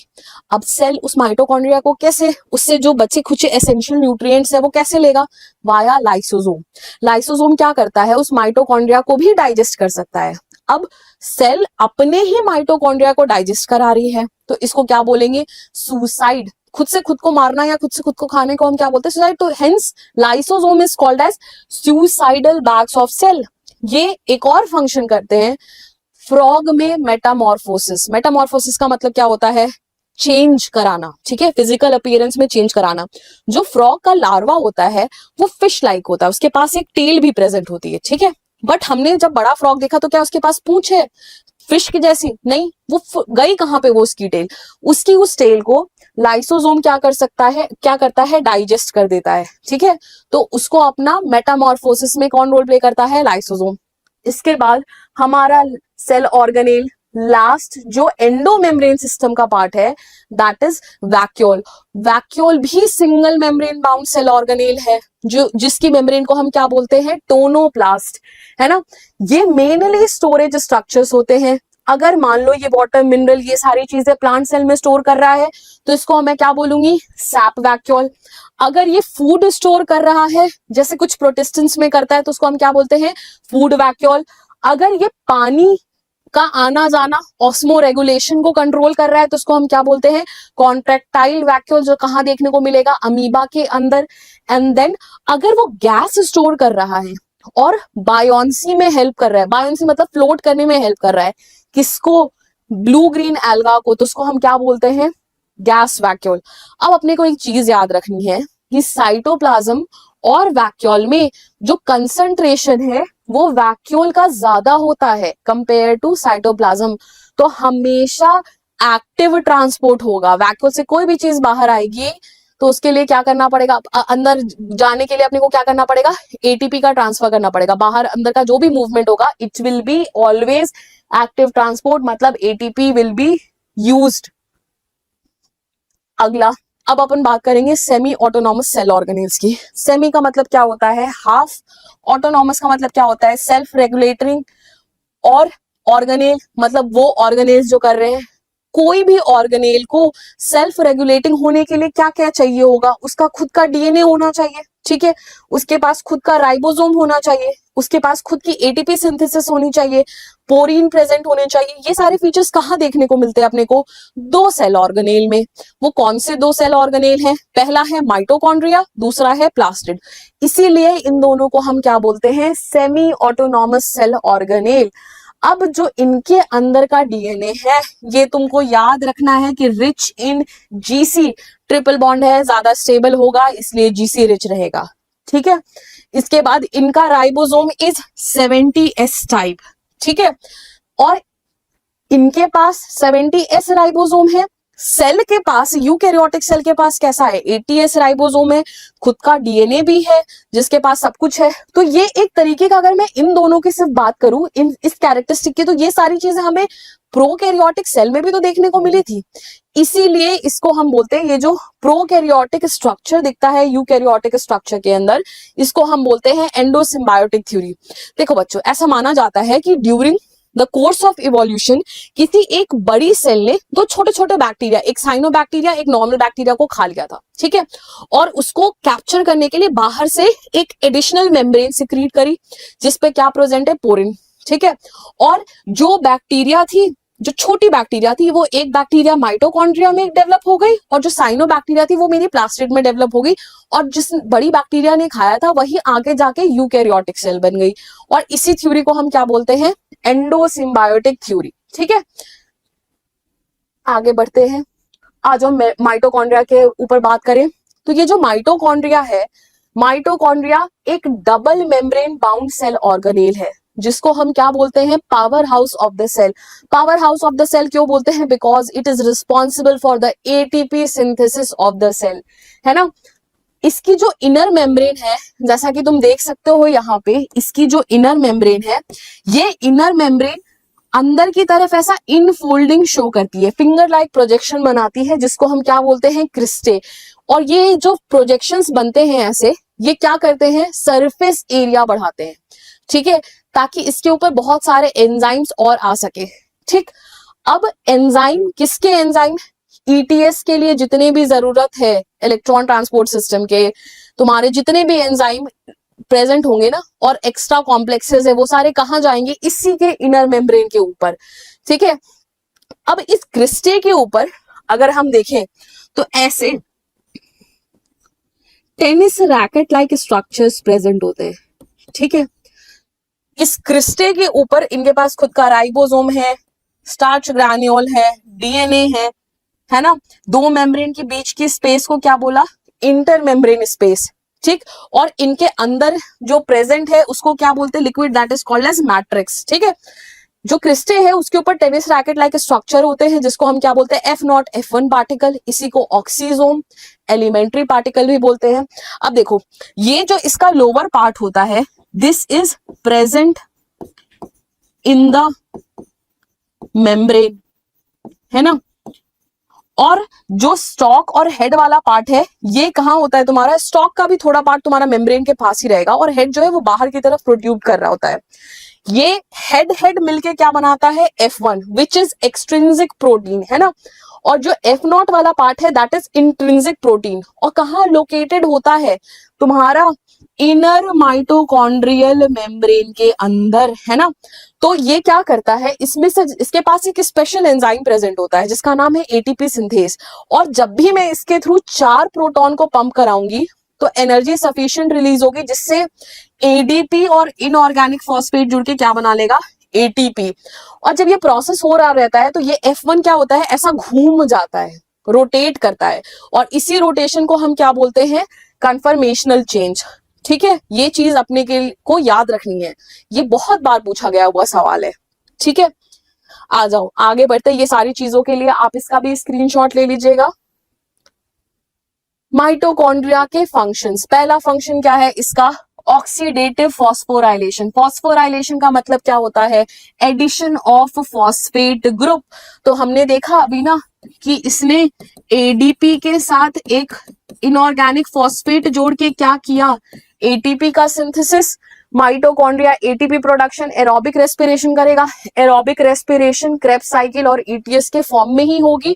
लिंक रिएक्शन भी मेरी कहाँ होगी? माइटोकॉन्ड्रिया में भी होगी, जो हम आगे पढ़ेंगे रेस्पिरेशन वाले चैप्टर में। ठीक है, बहुत सारा एटीपी का प्रोडक्शन होगा और हमें पता है कि एटीपी को ही हम बोलते हैं energy currency of the cell, है ना। That is why mitochondria is called as power house of the cell, क्योंकि एटीपी सारा कौन बनाता है? माइटोकॉन्ड्रिया। ठीक है, आ जाओ। अगला जो मेरा सेमी ऑटोनॉमस सेल ऑर्गेनेल है वो कौन सा है? प्लास्टिड। प्लास्टिड एक स्पेशलाइज्ड सेल ऑर्गेनेल है जो मुझे किस में देखने को मिलेगा? प्लांट्स में या यूग्लेनॉइड में। अब ये जो प्लास्टिड होता है ये 3 टाइप का होता है, क्लोरोप्लास्ट, क्रोमोप्लास्ट, ल्यूकोप्लास्ट। जो ग्रीन कलर का प्लास्टिड होता है जिसके पास फोटोसिंथेटिक पिगमेंट होते हैं, जो फोटोसिंथेसिस करता है, उसको हम क्या बोलते हैं? क्लोरोप्लास्ट। ये मोस्ट अबंडेंट टाइप का प्लास्टिड होता है और इसको हम बोलते हैं किचन ऑफ द सेल। जो कलरफुल प्लास्टिड होता है, जो कलरफुल पिगमेंट्स कंटेन करता है, उसको हम क्या बोलते हैं? क्रोमोप्लास्ट। जैसे तुमने जो फ्लावर में, फ्रूट में शिमला मिर्च पीली, हरी, लाल ये सारे देखे हैं ना, वो सारे कहाँ से आते हैं? Because of this chromoplast. ये सब जो पिगमेंट्स प्रेजेंट होते हैं ना, वो सब किसकी वजह से आते हैं? कलर जो भी इम्पार्ट होता है प्लांट में वो किसकी वजह से आता है? उसके क्रोमोप्लास्ट की वजह से। अब मेरे पास कलरलेस प्लास्टिड होता है जिसका नाम है ल्यूकोप्लास्ट। उसका काम क्या होता है? उसका मेन फंक्शन है स्टोरेज का। अगर ये कार्बोहाइड्रेट को स्टोर करे तो उसको हम क्या बोलते हैं? अमाइलोप्लास्ट। अमाइलो मतलब कि शुगर, अमाइलोज शुगर से बना है। ठीक है, कार्बोहाइड्रेट स्टोर करता है, कहाँ मिलेगा? पोटैटो में। इलियोप्लास्ट बोले तो फैट को स्टोर करता है, कहाँ देखने को मिलेगा? ऑयल वाले सीड में, है ना। ऑयली सीड्स जितने हैं उसमें क्या प्रेजेंट होता है? इलियोप्लास्ट। तीसरा जो प्लास्टिड है दैट इज एल्यूरोप्लास्ट। एल्यूरो देखो, एल्यूरोन लेयर जो है ना मोनोकॉट्स की, उसमें मिलता है और किसकी बनी होती है? वो प्रोटीन की। तो मतलब एल्यूरोप्लास्ट क्या करेगा? प्रोटीन को स्टोर करेगा। आओ देखते हैं कि ये कैसा दिखता है। इस प्लास्टिड के अंदर ऐसा बहुत सारा गोल गोल कॉइन लाइक स्ट्रक्चर होता है जिसको हम क्या बोलते हैं? थैलाकॉइड। बहुत सारा थैलाकॉइड जब ऐसा स्टैक्ड होता है तो इसको एक को हम क्या बोलते हैं? Granum. Singular, plural is grana. ठीक है, ये आपस में जुड़े होते हैं और जिससे जुड़े होते हैं उसको हम क्या बोलते हैं? Stroma lamella. इन दोनों के बीच में भी स्पेस होती है, इनर मेम्ब्रेन, आउटर मेम्ब्रेन। इनके पास खुद का डीएनए है, राइबोसोम है ना। तो अपन ये सारी चीजों को याद रखेंगे। आगे बढ़ते हैं। अगली बात करेंगे हम न्यूक्लियस की। न्यूक्लियस की डिस्कवरी किसने की थी? हमने ये डिस्कस किया था अभी। किसने की थी? रॉबर्ट ब्राउन ने। कब की थी? 1831 में, है ना। ये भी double membrane bound cell organelle है। इसको ब्रेन ऑफ द सेल बोलते हैं because it controls the cell. इसी के पास सारा डीएनए है, सारी जेनेटिक इंफॉर्मेशन कहाँ है? न्यूक्लियस के पास। तो कौन कंट्रोल करेगा सेल को? न्यूक्लियस, है ना। जिसकी वजह से इसको हम क्या बोलते हैं? Brain of the cell. ठीक, अब ये जो न्यूक्लियस है इसके अंदर बहुत सारे ऐसे स्ट्रक्चर्स दिखते हैं हमको थ्रेड लाइक, जिनका नाम क्या होता है? Chromatin thread. ये chromatin thread DNA, RNA, histone protein, non histone protein के मिलके बना होता है। ये अपने को याद करना ही बहुत बार पूछा गया सवाल है। किसका किसका बना होता है? Chromatin thread, DNA, RNA, histone, non histone protein. इन 4 चीजों से मिलके बना होता है। ठीक है, इसके अलावा इसके पास प्रेजेंट होता है एक स्ट्रक्चर जो बहुत ही डार्क दिख रहा है, that is called as nucleolus. ये इसको हम राइबोसोमल फैक्ट्री बोलते हैं बिकॉज ये क्या करता है? आरएनए और प्रोटीन की सिंथेसिस करता है, राइबोसोम बनाता है। ये भी मेरा मेम्ब्रेनलेस होता है। और जो न्यूक्लियस के अंदर प्रेजेंट है उसको हम क्या बोलते हैं? न्यूक्लियोप्लाज्म। न्यूक्लियोप्लाज्म क्या करता है? डीएनए रेप्लिकेशन का साइट है, लोकेशन है। दूसरा ट्रांसक्रिप्शन का भी साइट है। What is transcription? डीएनए से आरएनए बनाना, इसको क्या बोलते हैं हम? ट्रांसक्रिप्शन। दोनों प्रोसेस कहाँ होंगी? मेरे न्यूक्लियोप्लाज्म के अंदर, है ना। इसके बाद जो ये क्रोमैटिन थ्रेड है इसकी डिस्कवरी की थी फ्लेमिंग ने। कैसा होता है ये? एसिडिक इन नेचर, डीएनए की वजह से नेगेटिवली चार्ज होता है और इसी की वजह से ये बहुत ही टाइटली रैप होता है पॉजिटिवली चार्ज हिस्टोन के अराउंड। और जब ये बहुत ज्यादा रैप होता जाएगा तो उसके कंडेंसेशन से किसका फॉर्मेशन होगा? क्रोमोसोम का, जो कब आएगा? सेल साइकिल में हम देखेंगे, है ना। अब देखो, ये जो इसकी न्यूक्लियर मेम्ब्रेन है, इनर और आउटर मेम्ब्रेन, दोनों आपस में क्या कर जाती है, फ्यूज, और फ्यूज करके क्या बनाती है, न्यूक्लियर पोर। ठीक है, ये भी पूछा गया हुआ सवाल है। न्यूक्लियर मेम्ब्रेन दो है। आप इस पूरी स्लाइड का स्क्रीनशॉट ले लो बच्चों। ले लिया? आ जाओ आगे बढ़ते हैं। अब देखो, ये जो क्रोमैटिन है ये कहीं कहीं बहुत ही टाइटली कॉइल्ड होगा, ठीक है, और बहुत ज्यादा डार्क स्टेन लेगा, ज्यादा नंबर में है। ऐसे वाले को जो क्रोमैटिन होता है उसको हम क्या बोलते हैं, हेटेरोक्रोमैटिन। और जो हेटेरोक्रोमैटिन है ये क्या होता है, ट्रांसक्रिप्शनली इनएक्टिव, ये कोड नहीं करता है, ये नॉन कोडिंग है, ये नॉन फंक्शनल होता है, ठीक है। और जो लूजली प्रेजेंट होता है that is euchromatin. Euchromatin loosely coiled, हल्का स्टेन लेने वाला, ट्रांसक्रिप्शनली वेरी एक्टिव, मतलब कोड करेगा। ऐसा क्रोमैटिन का थ्रेड, उसको हम क्या बोलेंगे, यूक्रोमैटिन। अब देखो, यही डीएनए, यही क्रोमैटिन मेरा किसके अराउंड रैप हुआ, हिस्टोन के अराउंड, और क्या बनाया, न्यूक्लियोसोम, जो आगे फर्दर कॉइल होते होते होते होते क्या, किसका फॉर्मेशन किया, क्रोमोसोम का। तो आओ देखें क्रोमोसोम को भी। ये है मेरा एक टिपिकल क्रोमोसोम का स्ट्रक्चर। क्रोमोसोम के पास जो छोटी शॉर्ट आर्म होती है उसको हम बोलते हैं पी आर्म या पेटाइट आर्म, और जो लंबी आर्म होती है उसको हम बोलते हैं क्यू आर्म या फिर लॉन्ग आर्म, ठीक है। क्रोमोसोम की जो एंड्स है उन एंड्स पे कुछ स्ट्रक्चर्स प्रेजेंट होते हैं जिनको हम बोलते हैं टीलोमेयर। ये टीलोमेयर क्या करते हैं, उसको at the time of replication या जब वो सेपरेट होता है ना तो उसको टूटने से रोकते हैं, है ना, डैमेज होने से बचाते हैं, प्रोटेक्शन का काम है इनका, ठीक है। ये आर्म को हम क्या बोलते हैं, ये जो मेरा स्ट्रक्चर है दिस इज क्रोमैटिड आर्म, ठीक है, दिस इज क्रोमैटिड आर्म। और ये क्रोमैटिड आर्म कहाँ जुड़ी होती है, सेंट्रोमियर पे। इस सेंट्रोमियर पे क्या प्रेजेंट होता है, काइनेटोकोर। इसी काइनेटोकोर पे आके स्पिंडल फाइबर का अटैचमेंट होगा जो हम सेल साइकिल में पढ़ेंगे, है ना। और ये मेरा प्राइमरी कंस्ट्रक्शन होता है, ठीक है, स्टार्टिंग से प्रेजेंट होता है। अब देखो, एक सेंट्रोमियर पे जो दो आर्म प्रेजेंट है, क्रोमैटिड आर्म्स, उनको हम क्या बोलते हैं, सिस्टर क्रोमैटिड। क्या बोलते हैं, सिस्टर क्रोमैटिड, ठीक है। और जो इसके ऊपर एक और हमको ऐसा जॉइन दिख रहा है construction, that is my secondary constriction. इसके ऊपर प्रेजेंट होगा सैटेलाइट डीएनए जो कि नॉन स्टेनिंग मार्कर होता है। मार्कर मतलब ये कुछ ही जगह पे मिलेगा, कुछ ही स्पेसिफिक क्रोमोसोम्स पे अपने को मिलेगा। ह्यूमंस के केस में 5 जगह देखने को मिलता है, 5 क्रोमोसोम पे, 13, 14, 15, 21, 22, है ना। फिर वापस से वही टेलोमेयर। यही है हमारा पूरा एक ओवरऑल क्रोमोसोम का स्ट्रक्चर। आप इसका भी एक स्क्रीनशॉट ले लेना, है ना। आओ आगे बढ़ते हैं। अब बात करेंगे हम राइबोसोम के बारे में, ठीक है। राइबोसोम का दूसरा नाम होता है पैलिड पार्टिकल, और प्रोटीन फैक्ट्री भी बोलते हैं बिकॉज प्रोटीन सिंथेसिस करते हैं। ये क्या है, यूनिवर्सल सेल ऑर्गेनेल, मतलब दोनों ही सेल में मिलेगा, प्रोकैरियोटिक में भी यूकैरियोटिक में भी। कैसा होता है ये, मेम्ब्रेनलेस, है ना। प्रोकैरियोटिक में जो राइबोसोम मिलता है वो मेरा होता है 70S टाइप, है ना। इसकी जो लार्जर सब यूनिट है वो 50S की होती है, स्मॉलर सब यूनिट 30S की होती है। अब ये S क्या है, S होता है सिडबर्ग्स यूनिट या फिर सेडिमेंटेशन कोएफिशिएंट, जो क्या बताता है, फॉलिंग स्पीड। अगर मैं राइबोसोम को लूं, सेंट्रीफ्यूग करूं, है ना, इसको ऐसा घुमाऊं मिक्सी में, ठीक है, सेंट्रीफ्यूग करना, इसको चालू करूं, तो जो सबसे पहले कौन, जो कहां जाके किस जगह पे रुकेगा, किस नंबर पे रुकेगा, वो ये नंबर है ना। अब देखो ये 50 और 30 70 कैसे हो रहा है, 80 कैसे नहीं हो रहा है, क्योंकि जो ओवरलैपिंग वाला एरिया होता है ना, दोनों ये स्मॉलर सब यूनिट और लार्जर सब यूनिट का, उसको हम क्या करते हैं, सबट्रैक्ट, ठीक है।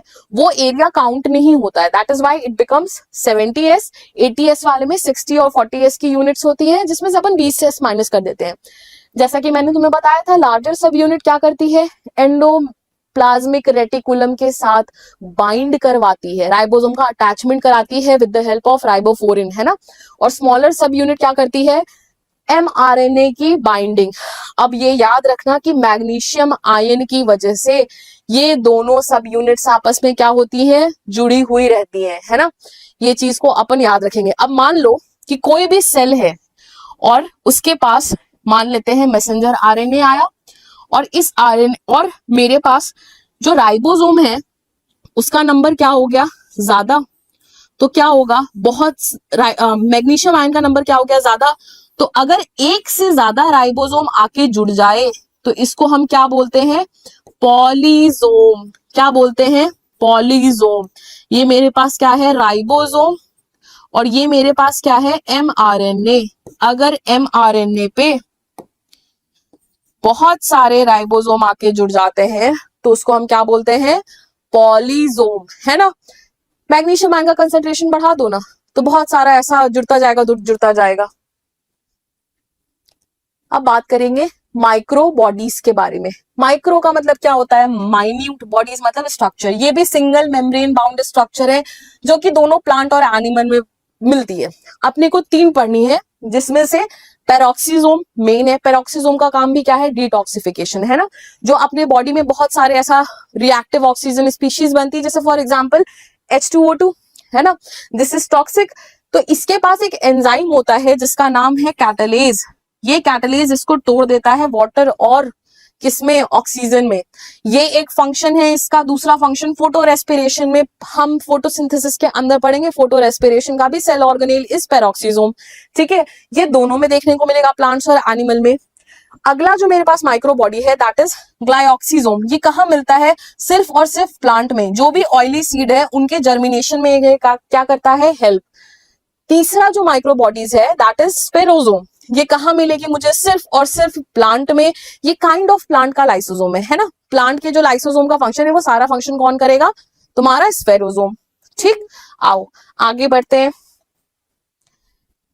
अगला हम बात करेंगे साइटोस्केलेटन के बारे में। साइटो का मतलब क्या होता है, साइटोप्लाज्म। स्केलेटन का मतलब क्या होता है, स्केलेटल टिश्यू, जैसा हमने पढ़ा है। तो बच्चों जैसा तुम देख पा रहे हो, एक टिपिकल यूकैरियोटिक सेल के अंदर ऐसे बहुत सारे fine thread like extreme minute structure दिख रहे हैं जो फाइबर और फिलामेंटस है, उसको क्या बोलते हैं, साइटोस्केलेटन। ये एक बहुत बढ़िया फिगर है। तुम देख सकते हो कि throughout across the entire cell ऐसे मुझे डिफरेंट काइंड के क्या देखने को मिल रहे हैं, फाइबर्स, फिलामेंट्स, है ना। ये मेनली 3 टाइप के होते हैं। पहला मेरा कौन सा है, माइक्रोटिब्यूल, माइक्रोफिलामेंट, और तीसरा है इंटरमीडिएट फिलामेंट। अब जो माइक्रोटिब्यूल है ये ट्यूब्यूलिन प्रोटीन का बना होता है, जिसका अल्फा और बीटा क्या है, अल्फा ट्यूब्यूलिन बीटा ट्यूब्यूलिन दोनों जुड़ के क्या बनाते हैं, प्रोटोफिलामेंट, है ना। अगर मैं 13 प्रोटोफिलामेंट को जोड़ूं तो एक मेरे पास क्या बनेगा, एक माइक्रोटिब्यूल बनता है। ये जो माइक्रोटिब्यूल है, this microtubule is responsible for the formation of सीलिया, flagella, spindle fibre, centriole. Main जितनी चीजें हैं सबके लिए कौन रिस्पॉन्सिबल है, माइक्रोटिब्यूल। इसको याद रखना है अपने को, है ना। फिर माइक्रोफिलामेंट किसका बना होता है, एक्टिन का, है ना। ये सारे प्रोटीन के बने हैं। ये किसमें हेल्प करता है, साइटोप्लाज्मिक स्ट्रीमिंग में, साइटोप्लाज्म को घुमाने में, जिसको हम क्या बोलते हैं, साइक्लोसिस। क्या बोलते हैं उसको, साइक्लोसिस। इन दोनों के बीच की जो रेंज के फिलामेंट्स होते हैं उनको हम क्या बोलते हैं, इंटरमीडिएट फिलामेंट, जो कहां मिलेंगे मुझे, न्यूक्लियस के अंदर क्रोमैटिन लूप बनाने में हेल्प करते हैं। ये कैरेक्टरिस्टिक फीचर है। ये किसमें मिलेगा, ओनली इन यूकैरियोटिक सेल, ठीक है। प्रोकैरियोट्स में हमें साइटोस्केलेटन नहीं देखने के लिए मिलता है। अगला हम बात करेंगे सेंट्रियोल के बारे में। सेंट्रियोल क्या होता है, नॉन मेम्ब्रेन बाउंड, ठीक है। सेंट्रियोल ऐसा मेरा माइक्रोट्यूब्यूल का स्ट्रक्चर है। अगर ये 2 प्रेजेंट है 90 डिग्री के एंगल पे तो इसको हम क्या बोलते हैं, डिप्लोजोम। एक है तो सेंट्रियोल, 2 है तो भी वही। इसके सराउंडिंग में क्या प्रेजेंट होता है, पेरीसेंट्रियोलर मैट्रिक्स, जो कैसा होता है, अमॉर्फस। इसका कोई ऐसा फिक्स्ड शेप नहीं होता है, ठीक है। इस कैसा होता है, ये अमॉर्फस होता है, ठीक। ये दोनों मिलके क्या बनाते हैं, सेंट्रोजोम। इसका मेन काम क्या है, स्पिंडल फाइबर बनाना, एस्ट्रल रे बनाना, ठीक है। और क्या बनाता है ये, बेसल बॉडी। किसकी बेसल बॉडी बनाता है, सीलिया और फ्लैजिला की। किसकी बेसल बॉडी बनाता है ये, सीलिया प्लस फ्लैजिला, ठीक है। ये अपने को याद रखना है। अब देखो इसका अरेंजमेंट कैसा होता है, 9+0 क्या होता है, इसके जो पेरिफेरी है बाहर की तरफ ऐसा 3 मेरे ट्रिपलेट के फॉर्म में माइक्रोट्यूब्यूल्स आके प्रेजेंट होते हैं। कितने प्रेजेंट होते हैं? 1 2 3 4 5 6 7 8 9 9 मेरे पास ये प्रेजेंट होते हैं, और सेंटर पे क्या होता है? ये खाली होता है। तो इसीलिए इसकी अरेंजमेंट कैसी आती है? 9 + 2 मेरे पास पेरीफेरी पे 9 मिलेंगे, सेंटर में क्या मिलेगा मुझे? 0। इस अरेंजमेंट को क्या बोलते हैं हम? 9 + 0 अरेंजमेंट। ये आपस में कैसे लिंक्ड होते हैं? ए और सी आपस में लिंक्ड होते हैं एसी लिंक, सीए लिंकर से। ये सेंटर से लिंक्ड होते हैं with the help of radial spokes, है ना। ये है सेंट्रियोल का स्ट्रक्चर। इसका आप एक स्क्रीनशॉट ले लीजिए, ठीक है। मैंने सारी चीजें कवर की हैं, जितने भी आपके क्वेश्चंस में आए हैं, जितनी चीजें एनसीईआरटी में हैं, ठीक है। आ जाओ, अब अपन बात करेंगे सीलिया और फ्लैजिला के बारे में, ठीक है। देखो, सीलिया छोटी छोटी टाइनी होती हैं, they are many in number. ये कैसे मूव करती है? ऐसे, ठीक है। कैसे मूव करती है? ऐसे, ओड लाइक मूवमेंट बोलते हैं, ठीक है। और फ्लैजिला कैसा होता है? Long, less in number. और ये कैसा मूव करता है? विप्लैश, ऐसा मूव करेगा, ऐसा, ठीक है। दोनों का ही बेसल बॉडी का अरेंजमेंट सेम होता है। दोनों ही बेसिकली तुम्हारी प्लाज्मा मेम्ब्रेन का एक्सटेंशन होती है, ठीक है। अगर प्लाज्मा मेम्ब्रेन का थोड़ा सा स्ट्रक्चर एक्सटेंशन हुआ है, छोटा शॉर्ट स्ट्रक्चर बनाया है, तो दिस इज माय सीलिया।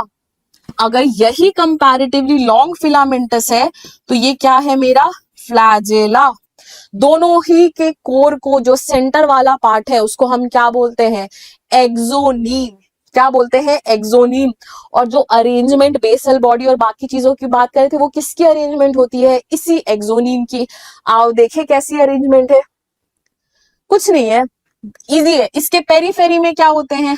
फिर से 9 माइक्रोट्यूब्यूल होंगे, जो क्या है? डबलेट। हमने सेंट्रियोल में क्या देखा था? 3 की लेयर थी, ट्रिपलेट थे वो, है ना। इनके सेंटर में क्या प्रेजेंट होता है? 2 सिंगल सिंगल। यहाँ पे एक, अगर तुम देखो तो ये एक और एक, ये 2 माइक्रोट्यूब्यूल्स प्रेजेंट है। तो कैसी अरेंजमेंट हुई? 9 + 2 अरेंजमेंट। आपस में ये किससे जुड़े होते हैं? ए बी लिंकर से, दोनों का कनेक्टेड होता है। अपने को याद रखना है कि सीलिया और फ्लैजिला में मुझे क्या देखने को मिलेगा? 9 + 2 अरेंजमेंट। सेंट्रियोल में क्या देखने को मिलेगा? 9 + 0 अरेंजमेंट, है ना। इतना ही था ये पूरे चैप्टर में, ठीक है। हमने ये पूरा चैप्टर खत्म कर लिया बच्चों, यही था। आपको आई होप ये सारी चीजें समझ में आई होंगी। अगर आपको कोई भी डाउट है तो फील फ्री टू कमेंट, है ना। मैं आपके डाउट्स को आंसर करूंगी। मैंने कोशिश की कि सारे जितने भी की पॉइंट है वो सारे के सारे वन शॉट में ऐड करूं, क्योंकि आपका रिवीजन हो जाए और आप आगे बढ़ सको, आप इस बैकलॉग से आगे निकलो, ठीक है। I hope this was fun. Have a good luck, have a good night, good day, bye bye.